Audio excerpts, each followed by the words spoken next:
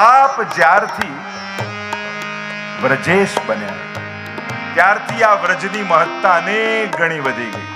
અત્યાર સુધી વૈકુંઠવાસી હતા, અત્યાર સુધી નારાયણ હતા, અત્યાર સુધી બ્રહ્મ હતા. હવે આપ વ્રજેશ બની ગયા છે અને ભૂતલ પર મનુષ્ય દેહ ધારણ કરીને આપ આવ્યા, એમાં મહત્તા ઘટી નથી, ઉલટાની વધી ગઈ છે. બે અર્થ કર્યા. ઘણા એમ કહે છે, અરે વ્રજમાં પ્રગટ્યા એટલે પ્રભુ કૃષ્ણની મહત્તા વધી છે. અમારે તો વ્રજેશ કરતા પણ વ્રજ મહત્વનું છે.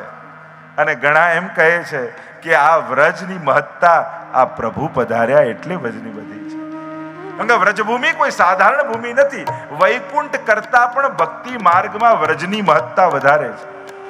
એટલે મર્યા પછી મોક્ષ મળે એના કરતા પણ લીલામાં પ્રવેશ મળે એ મહત્વનું છે. એટલે જ આપણે ત્યાં જેટલા પણ આચાર્યો આદિ થયા, વ્રજભક્તો છે, બધાનો ગિરિરાજજીમાં પ્રવેશ માનવામાં આવે છે.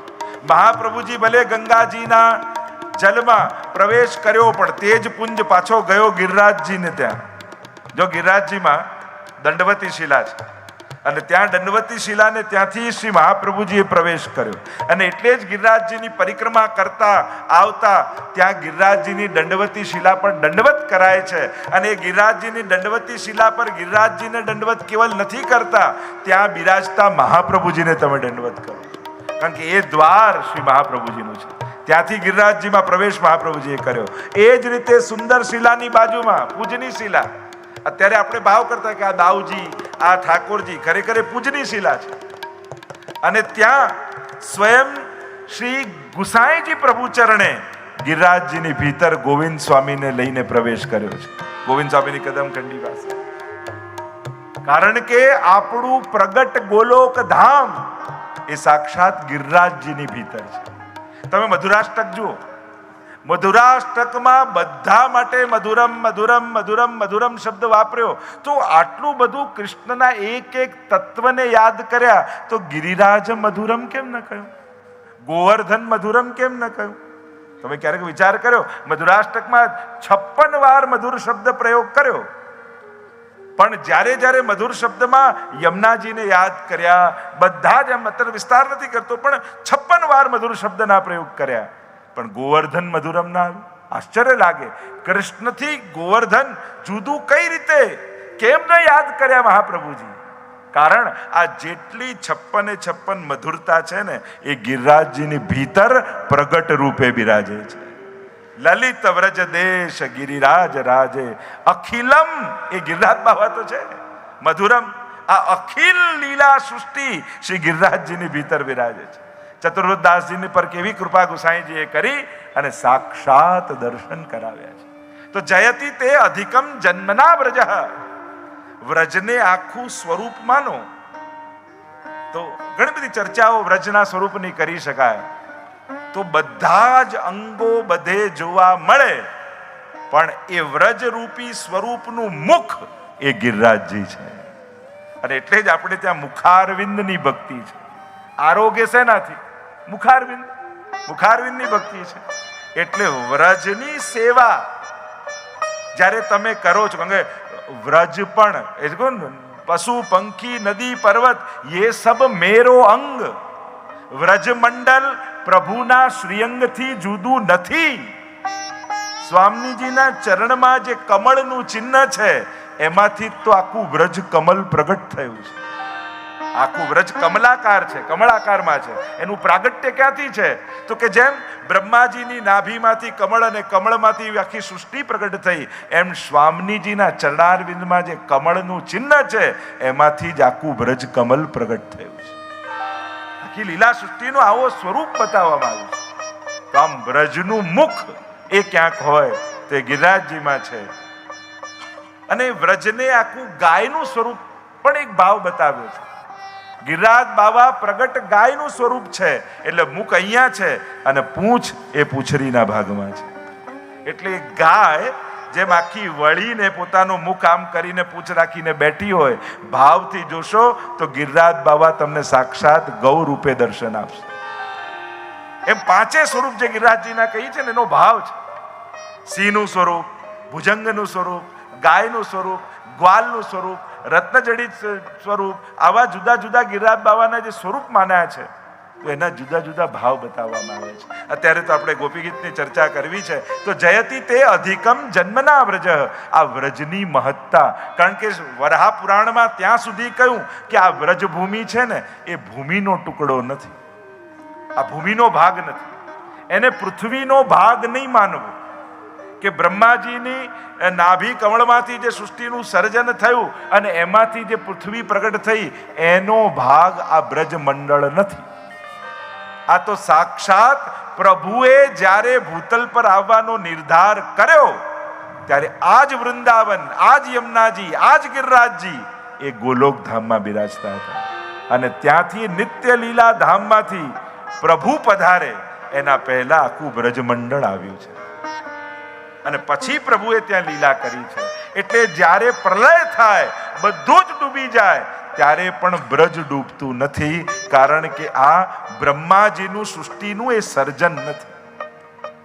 કારણ કે બે પ્રકારનું સર્જન છે. એક જેનું સર્જન ભગવાન કરે છે અને બીજું સર્જન જે બ્રહ્માજી કરે છે. એટલે તો જ્યારે ગજેન્દ્ર ડૂબતો હતો અને ગજેન્દ્ર જલમાં ડૂબવા લાગ્યો, ગજેન્દ્ર મોક્ષની કથા તમે જાણો છો, એને એમ થયું કે પ્રભુને શું ભેટ ધરું?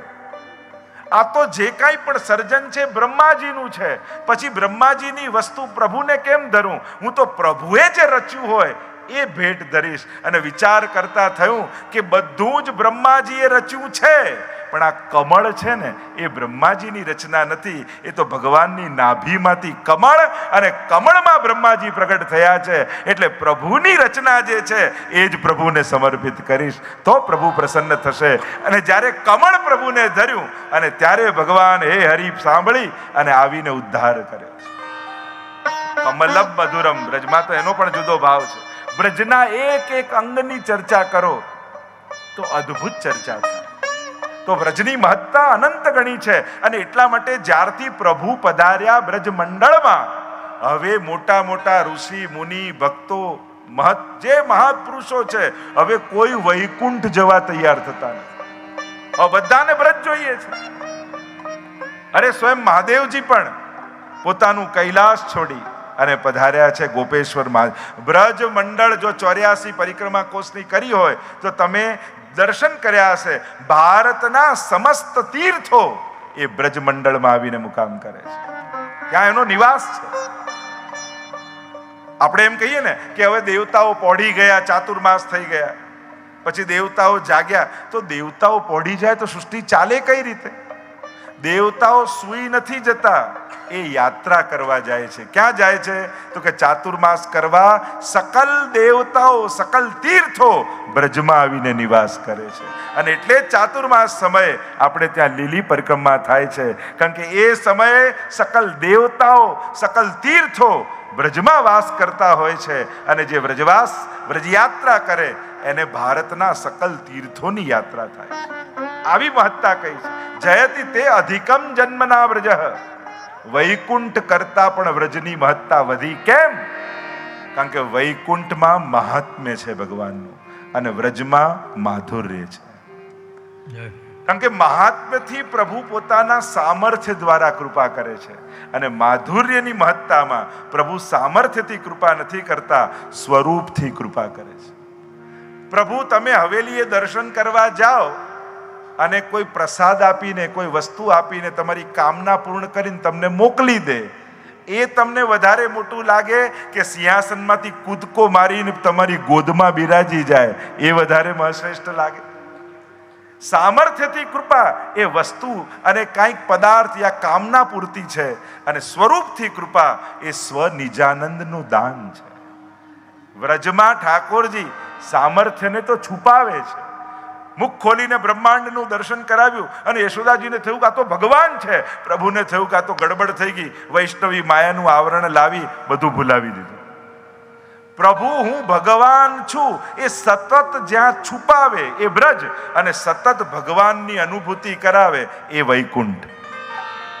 તો એ જ પરમાત્મા જ્યારે પરમાત્મા બનીને વિરાજે છે વૈકુંઠ છે જ્યાં ચતુર્ભુજ નારાયણ છે.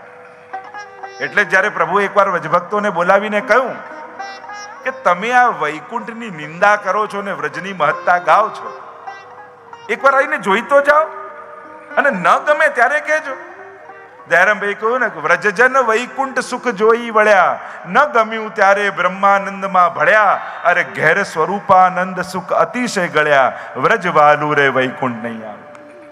અરે અહીંયા જ, કારણ કે ફરક એ છે, વૈકુંઠમાં જઈએ તો અમારે આપને વશ થવું પડે, અને વ્રજમાં તો આપ અમારે વશ હો. તાહી અહિર કી છોરિયા, છછિયા ભર છાછ પે નાચ નચાવે.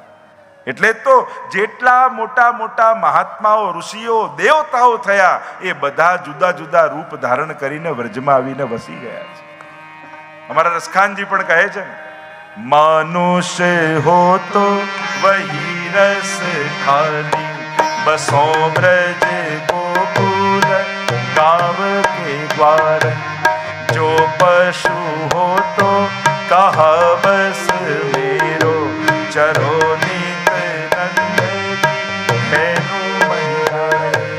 ગાંધી કહેવા લગે, અરે માણસ થવું આગલા જન્મમાં તો વ્રજવાસી બનાવજો, પાષાણ બનવું તો ગિરિરાજજીના પાષાણ બનાવજો, અરે કોઈ પંખી બનવું તો કોઈ કદમની ડાળ પર માળો બાંધીને રહું ને ઠાકોરજી લીલાના દર્શન કરું, અરે પશુ બનવું એવા કર્મો હોય તો મને નંદ બાબાના ગૌશાળાની ગાય બનાવજો, કે રોજ ઠાકોરજી મને ચરાવવા માટે જાય.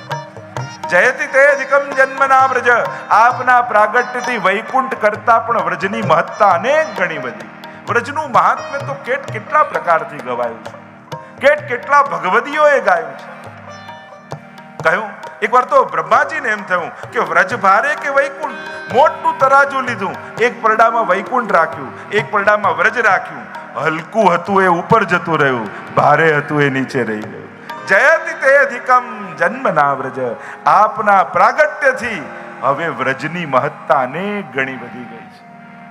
મોટા આપણે ત્યાં તો ગુસાઈજી કલ્યાણરાયજીનો પ્રસંગ આવે છે. હો વ્રજ માંગ નો જુ, જ્યારે એમને થયું કે મોટા મઠના મઠાધિપતિ બનાવી દેશે મને, હરિરાયજીના પિતા ગુસાઈજીના કાકા આવ્યા, મહાપ્રભુજીના ભાઈ, અને મોટા મઠના મઠાધિપતિ હતા, અને કહ્યું કે આપના લાલજીમાંથી કોઈ એક લાલજી મને આપો તો એને મઠાધિપતિ બનાવું. અને કલ્યાણરાયજીને થયું કે અરે આવા વ્રજની સેવાનું સુખ છોડી કોણ મઠાધિપતિ બને.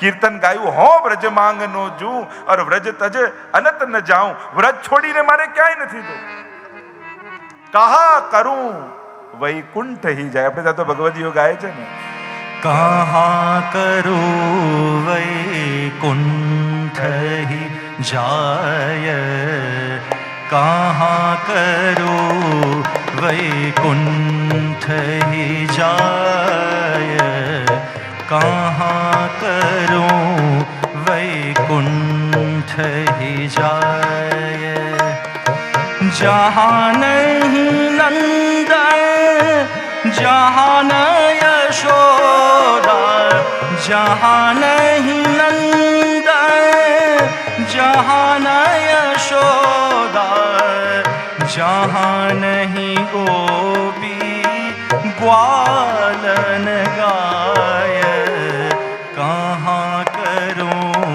वैकुंठ ही जाय, कहाँ करूं वैकुंठ. દયારામભાઈ કહે, અરે વૈકુંઠ આવીને કરીએ શું? અને વૈકુંઠ આવીને સૌથી પહેલો વાંધો અમને એમાં પડે કે આપની બાજુમાં રાધાજી નહીં પણ લક્ષ્મીજી બેઠા. हमने तो राधे कृष्ण राधे कृष्ण राधे कृष्ण राधा निकाल दो तो आधे कृष्ण आधे कृष्ण आधे कृष्ण. राधा बिना हमारा तो श्याम भी आधा है, એટલે અમને તો એ ના ચાલે. અને બીજી વાત એ કે ત્યાં અમને સેવાનું સુખ નથી. ત્યાં તો આપની પાસે ઋષિ મુનિઓ, પુણ્યશાળી આત્માઓ બધા જ ભેગા થયા હોય વૈકુંઠમાં, અને અમે તો હજારો દોષોથી ભરેલા. અમે ન વેદ જાણીએ, ન યજ્ઞ જાણીએ, ન કોઈ ધર્મ કર્મ જાણીએ. અમને તો કેવલ પ્રેમ કરતા હોય, અને પ્રેમ વૈકુંઠમાં ચાલતો નથી, ત્યાં તો પુણ્ય જ કામ કરે છે. અને વ્રજમાં પુણ્ય કામ કરતું નથી, વિશુદ્ધ પ્રેમ કામ કરે છે. અમારી પાસે ભેગા કરેલા પુણ્યો નથી, અમારી પાસે તો ભેગો કરેલો પ્રેમ છે, જે તને જોઈને પ્રગટ્યો છે, તારા માટેનો પ્રેમ છે, ક્યાંય વાટ્યો નથી. અને પ્રભુ પુણ્ય અમારી પાસે નથી એટલે વૈકુંઠમાં અમારું કામ નથી. અમે તો વ્રજવાસી છીએ. जहाँ नहीं जल जमुना को निर्मल, जहाँ नहीं जल जमुना को निर्मल, और नहीं कदमन की छाय, परमानंद प्रभु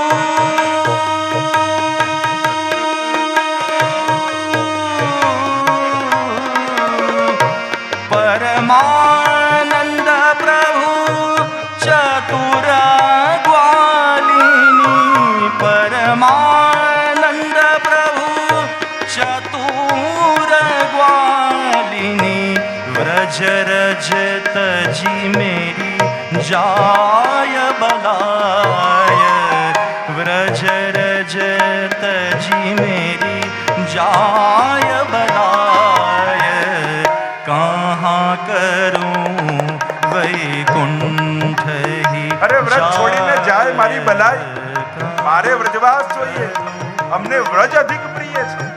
વ્રજની મહત્તા અનેક પ્રકારથી ગવાઈ છે અને એ કેટલા પ્રસંગો આપણા વાર્તા સાહિત્યમાં પણ ઉપલબ્ધ છે કે આ વ્રજની ભૂમિની મહત્તા કેવી છે. કારણ કે વ્રજમાં રજની મહત્તા અનેક સ્થાનોમાં આપણે વ્રજની અનેક પ્રકારથી મહાત્મ્ય ગાઈ શકીએ, પણ જો એ મહાત્મ્ય ગાવા જઈશ તો આ 3 દિવસ વ્રજની ગાથામાં જ જતા રહેશે. આ વ્રજની મહત્તા એવી છે, વ્રજની અલૌકિકતા એવી છે, જેણે કોઈ પુણ્ય ન કર્યા હોય, કોઈ સાધન ન કર્યા હોય, કેવલ વ્રજની ભૂમિનો આશ્રય કરી લે ને તો એના અનંત જન્મોના પાપ કપાઈ જાય છે. બીજા બધા તીર્થોમાં જઈ પુણ્યો કરવા પડે, પણ જેના પુણ્યો ભેગા થયા હોય એ જ વ્રજમાં જઈ શકે. અન્ય જગ્યાએ તો જવાથી પુણ્ય થાય અને અહીંયા તો પુણ્ય થાય તો જવાય. એવી મહત્તા વ્રજની છે. જયતિ તે અધિકમ જન્મ ના વ્રજ. આપના પ્રાગટ્યથી વ્રજ અધિક શોભાને પામ્યું છે. અને એનું પ્રમાણ શું? શ્રયત ઇન્દિરા સસ્વદત્રહી. સ્વયં લક્ષ્મીજી જે વૈકુંઠમાં બાજુમાં બેઠા હતા એ વ્રજમાં દાસી બનીને સેવા કરવા આવી ગયા છે. જેનું સ્થાન તો હૃદય છે. એટલે જ આ મા લી હતી, મા એ લક્ષ્મીજીનું નામ છે. જેની પાછળ સંતાઈને લક્ષ્મીજી બેઠા એ જ માલા. મા લી હતી માલા, એનું હૃદય સ્થાન છે. પણ વ્રજમાં વાસ કરવા માટે દાસી બનીને આવી. તત આરભ્ય નંદસ્ય વ્રજ સર્વ સમૃદ્ધિમાં. વર્ણન કરતા એવી કથા આવે છે ને કે જ્યારે નંદ મહોત્સવ ચાલી રહ્યો હતો, ચારે બાજુ ત્રિલોકમાં નંદ ઘર આનંદના ધ્વનિ ગુંજી રહ્યા હતા. એટલામાં લક્ષ્મીજીના કર્ણમાં શબ્દ પડ્યા. નારદજીને રોક્યા, કહ્યું કે આ નંદ ઘર આનંદનો શબ્દ સંભળાય છે ક્યાંથી? નારદજીએ કહ્યું, અરે આપના જ નારાયણ વ્રજમાં બાલક બનીને પ્રગટ થયા છે. લક્ષ્મીજી કે તો મારે દર્શન કરવા જવું છે. નારદજી કે પણ ત્યાં તો વ્રજ છે, વ્રજમાં તો આવી અનંત લક્ષ્મીઓ છે, લક્ષ્મી બનીને પ્રવેશ નહીં મળે, ત્યાં તો સેવક બનીને પ્રવેશ મળે છે. શું કરું? લઈ ગયા બેલવન. આજે પણ બેલવનમાં લક્ષ્મીજીનું મંદિર છે. માલણનો વેશ પહેરાવ્યો, હાથમાં છાબ આપી અને કહ્યું કે હવે જાઓ નંદાલયમાં. કોઈ પૂછે કોણ છો તો એમ ન કહેતા કે હું લક્ષ્મી છું, નહીં તો કોઈ ભીતર પ્રવેશવા નહીં દે. એમ કહેજો કે નંદ બાબાની સેવક છું, બંધનવાર બાંધવા આવી છું, તોરણ બાંધવા આવી છું, વધાઈ લેવા આવી છું. કથા તો લાંબી છે. ધીરે ધીરે નારદજી આગળ રસ્તો કરતા કરતા લક્ષ્મીજીને ભીતર લઈ ગયા, ચોકમાં પ્રવેશ કરાવ્યો, દ્વાર બંધ કરાવ્યા અને જ્યાં ચોકમાં લક્ષ્મીજી આવ્યા જુએ તો નિજ મંદિરમાં રત્ન જડિત પલ્લામાં લાલન ઝૂલી રહ્યા છે. નીલમણી અલૌકિક શોભાવાળા પ્રભુના નિરખ દર્શન કરી ચકિત થઈ ગયા લક્ષ્મીજી. એમ થયું કે પ્રભુ આટલા અવતારોના દર્શન કર્યા, પણ આવું સુંદર સ્વરૂપ તો આપે ક્યારે ધારણ નથી કર્યું. લાવ સાષ્ટાંગ દંડવત કરું. અને જ્યાં સાષ્ટાંગ દંડવત કર્યા, હજારોની ભીડ અંદર પ્રવેશ કરી ગઈ. લક્ષ્મીજીને આવતા બધાએ જોયા, જતા કોઈએ ન જોયા. એટલે કે લક્ષ્મીજીનો અખંડ નિવાસ થઈ ગયો. શ્રયત ઇન્દિરા શશ્વદત્ત રહી.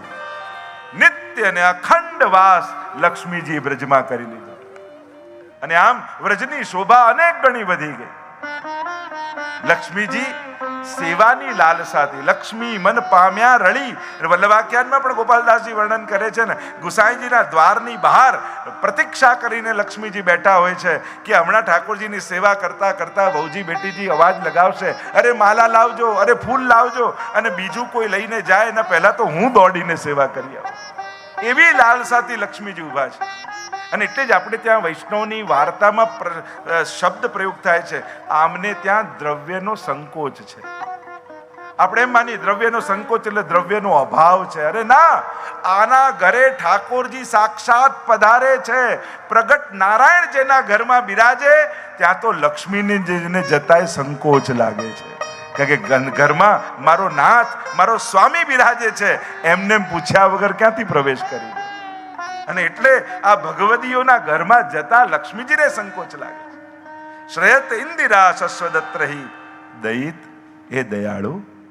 સંબોધન કર્યું. જો પ્રભુ બે સંબોધન વપરાય છે, કૃપાળુ ને દયાળુ. સંજોગ અને અવસ્થા જોઈને જે લાગણી જાગે એને દયા કહેવાય, અને સ્વ સ્વભાવથી જે પ્રગટે એને કૃપા કહેવાય.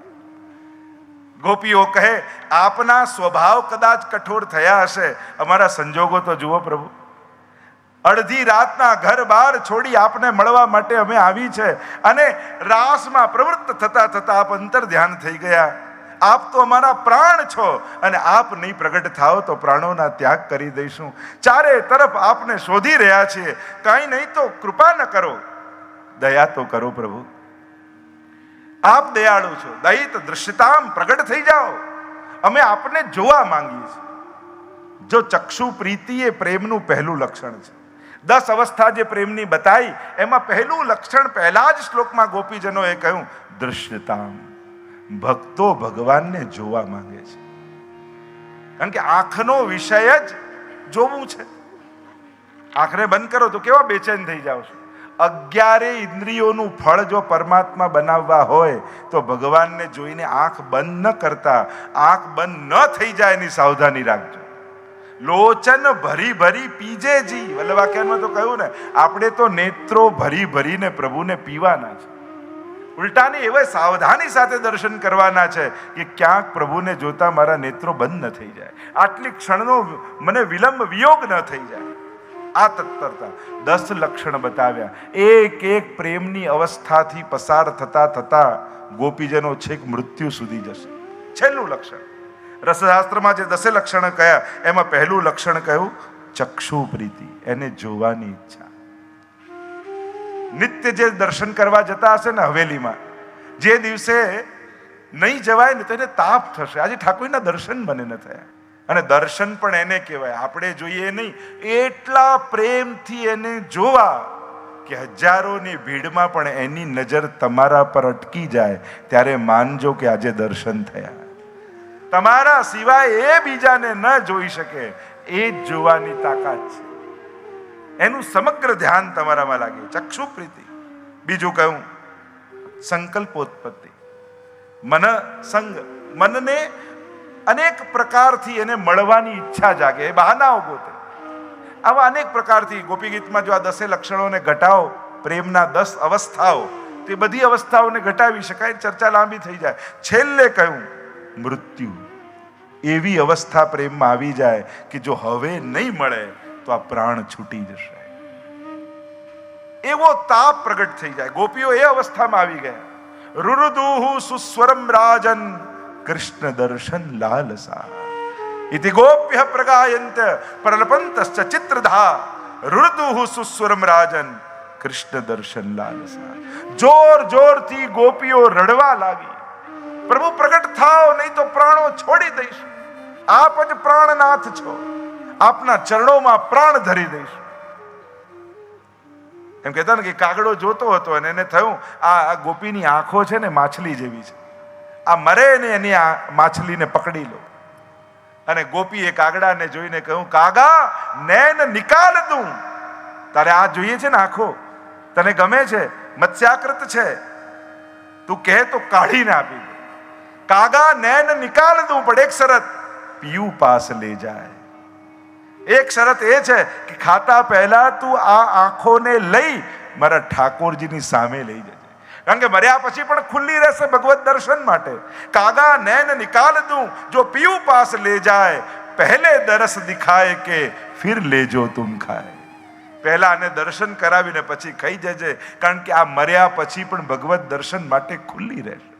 આવી લાલસા ભગવત દર્શનની, આવી ચક્ષુ પ્રીતિ દૃશ્યતામ.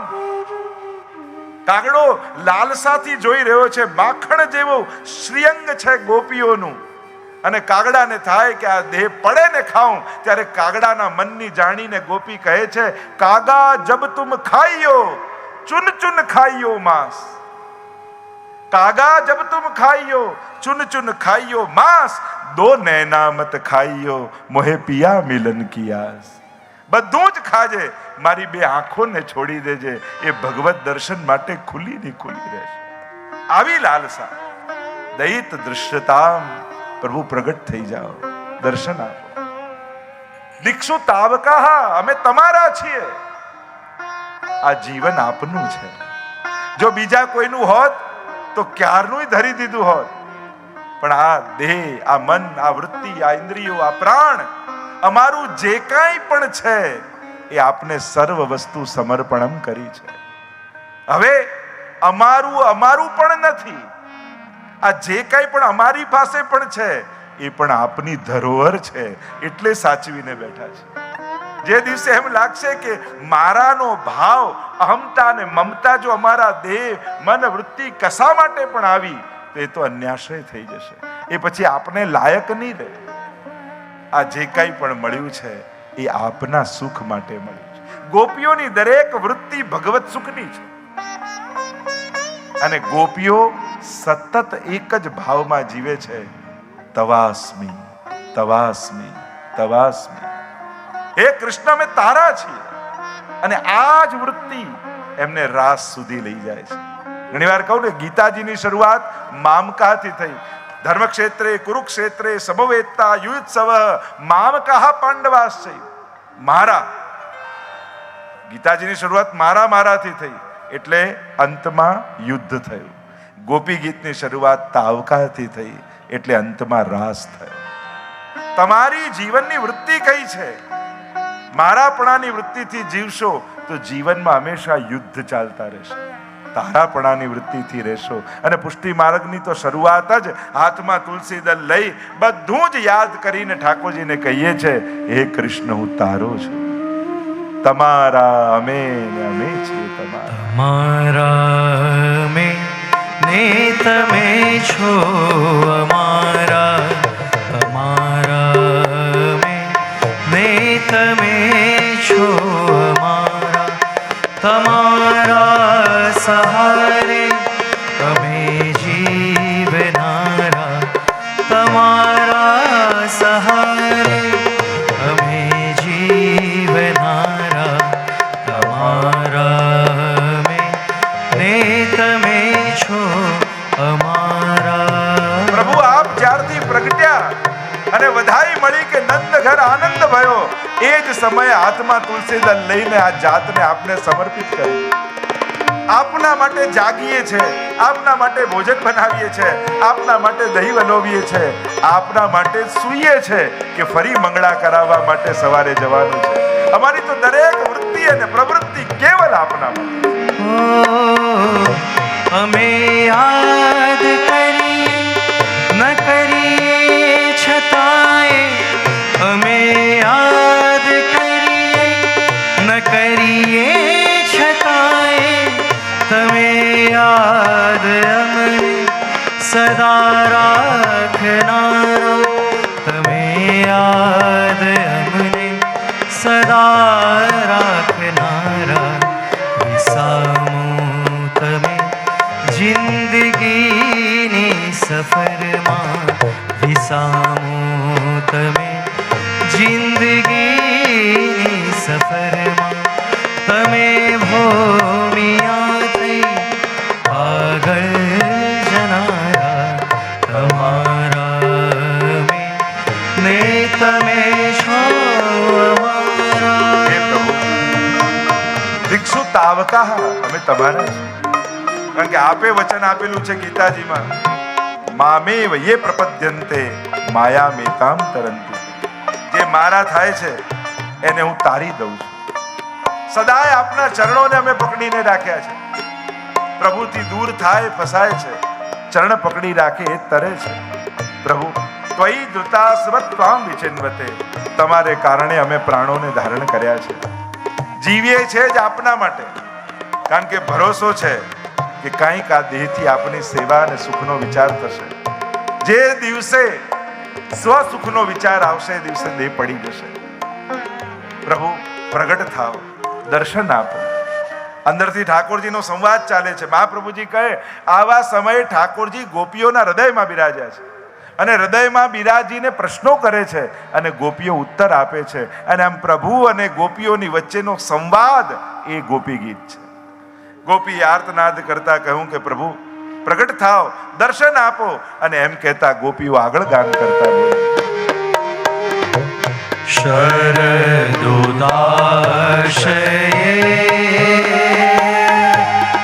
સાધુજાત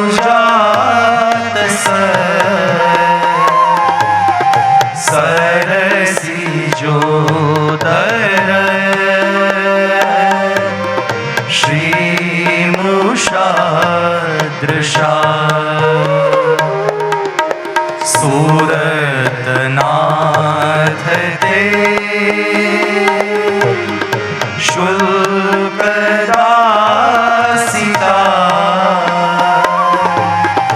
વરદની નતો નેહ કિમ વધ. એક સાથ પુકારે, ઓ શ્રીનાથજી આવજો તમે, વાટ જોઈ રહ્યા ક્યારના અમે. ગોપીઓ કહેવા લાગી. હવે ગોપીને સુધી આવી પ્રભુના નેત્રની. મધુરાષ્ટકમાં મહાપ્રભુજીએ કહ્યું નયનમ મધુરમ. મધુરાષ્ટક વાંચીએ ને ત્યારે એમ લાગે કે આ સ્વામીજી રૂપ વલ્લભના હૃદયમાં આ બધી પ્રગટેલી ગોપીઓ એક સાથે હૃદયમાં આવી ગઈ અને જેની જેમાં આસક્તિ હતી એની મધુરતાનું સ્મરણ કરી રહી છે. નયનમ મધુરમ. પ્રભુ આપના નેત્રો મધુર છે. અહીંયા ગોપીઓએ નેત્રો અને દ્રષ્ટિનું સ્મરણ કરે છે, કારણ કે પ્રભુની દ્રષ્ટિ પણ મધુર છે અને પ્રભુના નેત્રો પણ મધુર છે. કારણ કે ઘણાની આંખો સારી હોય પણ એની નજર સારી હોય જરૂરી નથી. ઘણાની આંખો બહુ સારી હોય પણ નજર સારી ના હોય. પ્રભુની તો દ્રષ્ટિ પણ સુંદર છે, મધુર છે અને નેત્રો પણ મધુર છે. કહ્યું ગોપીજનોએ શરદ ઉદાસયે સાધુ જાત સત. વર્ષા ઋતુમાં જળ બધા ડોળાયેલા હોય. વર્ષા ઋતુ જાય અને શરદ ઋતુ આવે ને ત્યારે માટી બધી બેસી જાય અને જલ બધા સ્વચ્છ બની જાય અને સ્વચ્છ જલમાં તાજા કમળો ખીલે અને તાજા કમળોની લાલીમાં કંઈક જુદી જ સુંદર હોય. એની સુંદરતા જ કંઈક જુદી હોય. તો શરદકાળમાં ખીલેલા કમળોની લાલીમાં જેણે હરી લીધી છે. શરદ ઉદાસયે સાધુ જાત સત સરસી જોદર શ્રી મૃષાદૃશા. અને લાલીમાં જેણે હરી લીધી છે એવા આપના નેત્રો. અને એ નેત્રોથી બાંકી ચિતવન દ્વારા, વક્ર દ્રષ્ટિ દ્વારા આપ જ્યારે અમારી ઓર નિહારો ત્યારે અમને એમ લાગે કે આ દ્રષ્ટિ નથી પણ બાણ છે. અને બાણ ખેંચી અને આપ એવા તીર દ્રષ્ટિના છોડો છો જે અમારા હૃદયને વીંધી નાખે છે. તો નેહ કિમ વધ. તો શું પ્રભુ આ અમારો વધ નથી? સંબોધન ગોપીજનો કરે છે, હે સુરતનાથ, હે વરદ. બે સંબોધન કર્યા. પહેલો સંબોધન કર્યો મહાપ્રભુજીએ સમજાવ્યું, ગોપીજનોએ કહ્યું હે સુરતનાથ, હે પ્રેમના નાથ.